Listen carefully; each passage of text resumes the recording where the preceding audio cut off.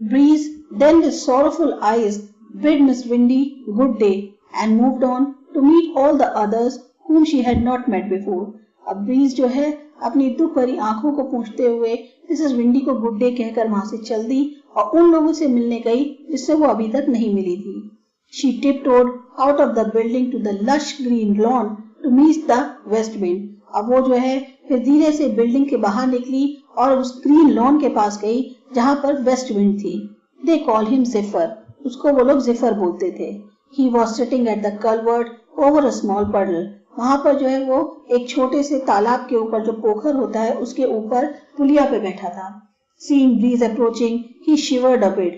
Bridge को आते ही देख के उसने थोड़ा सा वो कांपने लग गया. And then filled himself with the momentous dread about her. और वो जैसे कहना चाहिए मानो उनको एक ख्याल से ही वो जो है उसने अपने आप को घेर लिया. उस जैसे कहते हैं ना डर के वो कांपने लगा और उसके बारे में सोच के ही वो जो उसने अपने आप को पूरा भर लिया. The sky was already turning a greyish color. अब जो आसमान था उसमें वैसे ही ग्रे कलर छा रहा था यानी काले बादल आ रहे थे. Zephyr held the wooden rail with his little right fist and with the other hand tried to play on his lyre. Zephyr जो है उसने जो वुडन रेल थी उसको पकड़ा हुआ था, अपनी जो छोटी सी राइट मुट्ठी थी उससे पकड़ा हुआ था और दूसरे से जो है वो लायर को प्ले करना चाह रहा था. But no music come out, but he frantically played on his harp. और तब भी कोई म्यूजिक नहीं निकल रहा था लेकिन वो अपने हार्प पे प्ले करे चले जा रहा था. Breeze stood there frightened and moved away slowly without uttering a word. अब ब्रीज जो है वो भी डरी सहमी वहां खड़ी रही और फिर धीरे से बिना कुछ कहे वहां से चली गई.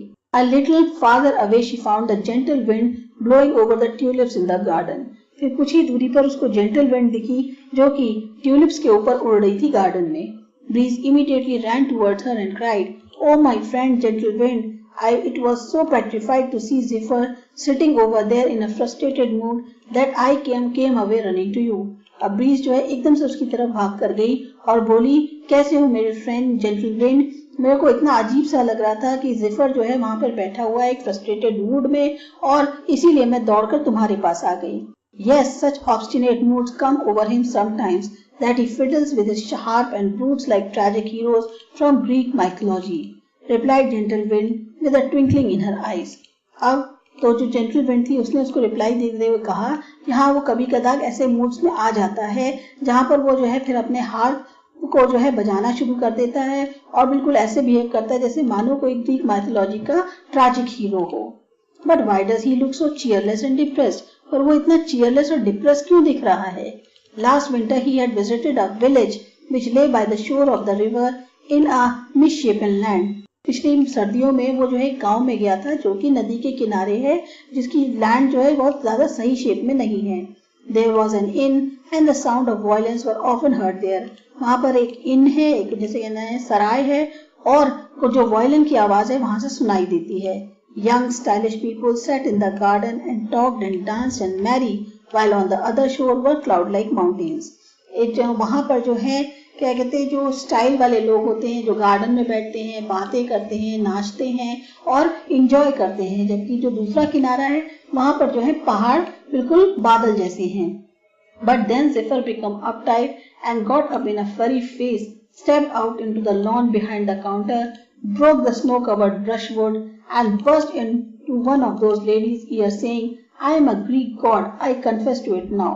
But Zephyr जो है वो एकदम से खड़ा होता है और अपना जैसे गुस्से वाला जो चेहरा है उससे लेकर वो लॉन के बाहर निकलता है जो काउंटर के पीछे था और फिर जो ब्रशवुड थी जो पेड़ था उस पे जो स्नो लगी हुई थी उसको तोड़ता हुआ वो जो है एक लेडी के कान में जाकर कहता है कि मैं जो हूँ एक ग्रीक गॉड हूँ, इस बात को मैं कन्फेस करता हूँ.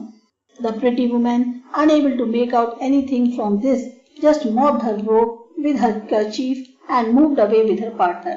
और वो जो सुंदर सी लेडी थी उसे कुछ समझ में ही नहीं आया. उसने जो है अपने रुमाल से अपनी ब्रो को जो है जो उसकी पलक थी उसको साफ किया और फिर अपने पार्टनर के साथ चली गई. Since that day, Zephyr is sad at being unable to prove his godliness to her. उस दिन से जिफर जो है वो उदास है कि वो अपनी ये जो गॉडलीनेस है कि मैं एक ग्रीक गॉड हूँ वो उसको प्रूव नहीं कर पा रहा. Said gentle wind while brushing her long white skirt with sleeve. ऐसा कहा जेंटल विंड ने अपनी जो उसकी लंबी सी व्हाइट स्कर्ट थी उसको ब्रश करते हुए तेजी से. Breeze thanked her profusely and hurried back home. फिर ब्रीज ने जो है उसका धन्यवाद किया और फिर तेजी से घर के अंदर आ गई. She stood gazing at the dilapidated old building now. फिर वो जो है खड़े होकर इस जर्जर जीर्ण सी जो पुरानी बिल्डिंग थी उसको देखने लग गई. The walkway leading up to the house was cracked. जो रास्ता था जो उस घर तक जाता था वो टूटा हुआ था. Weeds and dandelions poked out from these cracks. और जो छोटी छोटी घास होती है, जो जंगली घास होती है, वो सब चीजें जो इन क्रैक्स में से निकल आई थी. Red rose grew widely in thick batches by the gate. जो लाल गुलाब हैं वो बहुत ज्यादा जैसे गुच्छों में जो है इस गेट के पास जंगली तौर पे उगाए थे. The house looked fit for Zephyr, she thought. तो उसको लगता है कि जिफर के लिए ये घर बिल्कुल सही है. But then why did he live outside in the garden? Breeze wondered. पर फिर वो बाहर क्यों रहता है गार्डन में? ब्रीज ने ऐसा सोचा. The door resentfully creaked open as Breeze walked in. अब जो डोर था, दरवाजा था, वो भी जो है कड़कड़ाता हुआ खुल गया जैसे ही ब्रीज अंदर आई. A mild wet calming odor crept into her nose. तभी जो है उसके जैसे एक नाक में अजीब सी सुगंध गई. The house was dead silent except for the irregular squeaks and sighs of the wind that passed through the open windows.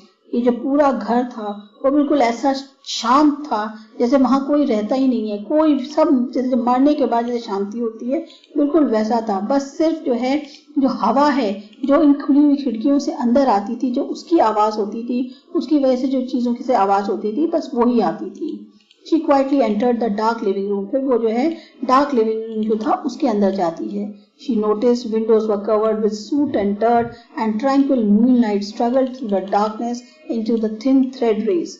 अब वो देखती है कि जो विंडोज हैं वो पूरी तरह से जालों से और धूल से भरी पड़ी हैं और ये जो मून लाइट है किसी तरह से कोशिश कर रही है कि उस जो भी दिख रहा है, जितनी भी जगह मिल रही है उसमें पतली पतली रेज की फॉर्म में धागों की अंदर आ जाए. Ghoulish shadows roamed about the room. The sofas and the beds revealed deep grooves in the places where once the dwellers used to sit and lay down.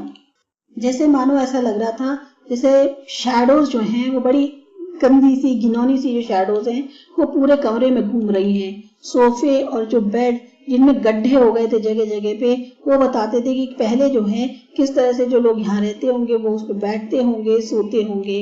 A great jagged hole dug through the walls stood gawking.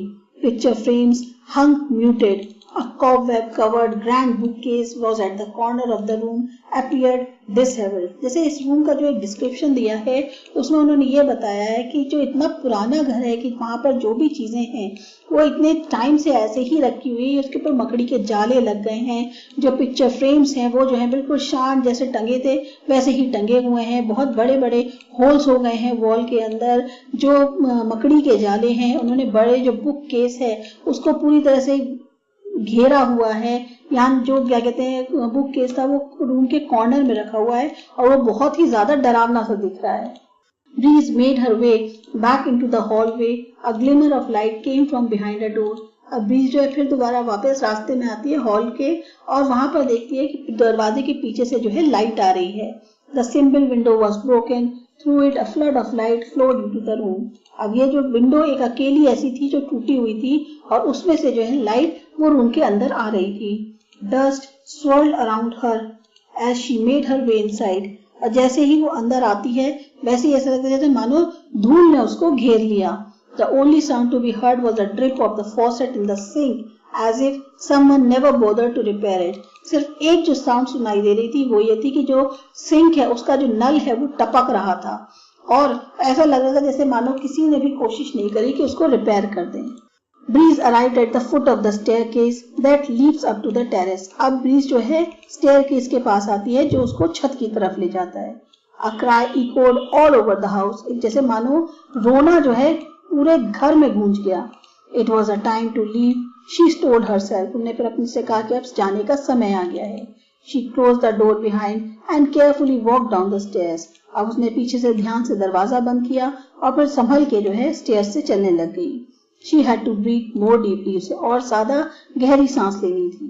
She saw the light short steps of Mr. Eyre coming towards her, growing shorter and shorter. वो देखती है कि बहुत हल्के हल्के छोटे छोटे steps लेके मिस्टर एयर जो उसकी तरफ आ रहे हैं और वो कम और कम होते जा रहे हैं. His strong double chin bulged over the firm high collar of his coat. From under his shaggy haired eyebrows, his black eyes flitted fresh and startling glances at her. उनकी जो अच्छी मोटी सी डबल चिन थी वो उनके coat का जो collar था जो बिल्कुल फर्म था उससे बाहर निकल रही थी। उनकी जो आईब्रोज थी वो काफी बुशी थी और काफी ज्यादा बिखरी बिखरी सी थी। उनकी जैसे कहना चाहिए जो काली काली आंखें थी वो बिल्कुल फ्रेश लग रही थी और वो जो है उसकी तरफ देख रही थी। His one-time ruffled white hair had been combed flat on either side of an immaculate and cautious precise parting. उनके एक जमाने में जो घुंघराले बाल थे, जो मतलब गुथे हुए जो बाल थे, वो सफेद होके बिल्कुल फ्लैट दोनों साइड जो है पार्टिंग के लेटे हुए थे, जैसे पड़े हुए थे। This scared breeze was out of her wits. इससे जो है जो ब्रीज थी वो काफी ज्यादा डर गई। She was already beginning to feel out of breath, just as in her struggle outside the factory where her lungs had not seemed very trustworthy. अब वो वैसे ही क्या कहते हैं ब्रीज बहुत ज्यादा उसको सांस लेने में दिक्कत हो रही थी, बिल्कुल वैसा ही महसूस हो रहा था जैसा कि फैक्ट्री के बाहर होता है जहां उसके लंग्स जो हैं जैसे कहना चाहिए उसके फेफड़े भी उसका साथ नहीं दे रहे हैं, वो उन पे भी भरोसा नहीं कर सकती, सांस लेने में उसे बहुत मुश्किल हो रही थी। As she carried along, trying to concentrate on running, while hardly be able to keep her eyes open. अब वो जैसे जैसे अपने आप को आगे बढ़ाने की कोशिश कर रही थी, उसका ज्यादातर जो ध्यान था वो भागने में हो रहा था, जिसमें वो अपनी आंखें भी पूरी तरह से खुली नहीं रख पा रही थी। In her shaken state, she would not even think of any other gateway than simply moving forward. अब उसको इतना ज्यादा वो हिल रही थी, इतना ज्यादा शेक कर रही थी कि इस टाइम पे उसे और कोई दरवाजा नहीं दिख रहा था, बस वो सीधी सीधी आगे बढ़ी चली जा रही थी। She almost forgot that the walls were no obstacles to her. वो ये तक भूल गई कि जो walls हैं वो भी उसके लिए कोई एक hurdle नहीं है। The walls in this room were adorned with finely carved pieces of mahogany wood furniture, showcases now looked old and faded. Suddenly, something lightly flung from somewhere landed close to her. अब ये जो walls थी इस कमरे की, वो जो है पहले एक जमाने में जो है बहुत ही नक्काशी वाली जो वुड फर्नीचर होता है महोगनी का, उससे रखी सजी हुई थी। वहाँ शो केसेस थे, पर आज जो है सब बिल्कुल पुरानी सी फेडेड हो गई हैं। तभी अचानक से कुछ हल्की सी चीज उड़ती हुई उसके पास आकर लैंड करी। It was the hot breath thrown at her. ये एक गर्म हवा थी जो उसके ऊपर आई थी। With her last alert look, she saw the door of the room being thrown open and Zephyr rushing out ahead of the gentle wind. अब जब उसने लास्ट जो है बिल्कुल जैसे चौकन्ने होकर देखा तो उसने देखा कि जो दरवाजा है कमरे का वो खुल गया और ज़ेफर जो है वो जेंटल विंड से आगे निकल रहा है। She at once understood that the old building would not house either them or her anymore. अब उसे समझ में आ गया था कि ये जो पुरानी बिल्डिंग है ना तो उसका ना किसी और का घर रही है। The inhabitants of the old building had learned politics and divisions from the specters of the human that once lived there. जो इस बिल्डिंग के पुराने लोग जो यहाँ रहते थे उन्होंने अब एक तरह से पॉलिटिक्स सीख ली है और एक तरह से वो विभाजित कर रहे हैं उन ह्यूमंस को जो पहले यहाँ पर रहते थे। Breeze returned to her hut by the side of a river where ducks swam in the still supple water flowing their own reflection. Breeze जो है फिर अपनी छोटी सी झोपड़ी में वापस आ जाती है जो कि रिवर के साइड में थी, जहां पर जो डक्स हैं वो बिल्कुल शांत होकर तैर रही हैं एक ऐसे वाटर में जिसमें उनको अपना खुद का रिफ्लेक्शन दिख रहा है। Wet clouds poured over the grass of meadows and exotic bushes grew at their whims where the villages sank deeper and deeper under the shade of rain clouds. और फिर वहां पर जो बादल हैं जो पानी से भरे हुए हैं वो इन घास पे जो है गिरती है, मतलब जैसे बारिश होने लगती है और ये जो बुशेस हैं ये फिर जो है ऊपर की तरफ उगाती हैं और जिसकी वजह से जो विलेज है वो दबता और दबता चला जाता है इन रेन क्लाउड्स के शेड में। Trees trunks threw shadows during the midday on the road across the pavement. ये जो ट्री के ट्रंक्स हैं यानी ये जो इनके डंठल हैं जो इनके लट्ठे हैं वो जो है क्या करते हैं शैडो देते हैं उस रोड पर जो पेवमेंट के अलोंग है दोपहर के समय। The shadows lay twisted and bent as if chopped and broken. और ये जो शैडोज हैं ये थोड़ी सी ट्विस्ट हैं, थोड़ी झुकी हुई हैं, ऐसा लगता है जैसे मानो इन्हें काट दिया गया हो या तोड़ दिया गया हो। Breeze knew Now that she had to be everywhere, she could not be at one place only and thinking if she fell asleep on the grassland by the river. Breeze को अब समझ में आ गया था कि उसे हर जगह होना जरूरी है, वो एक जगह पर नहीं हो सकती और ये नहीं सोच सकती कि वो जो है किसी भी नदी के किनारे ग्रासलैंड पे जाकर सो जाए।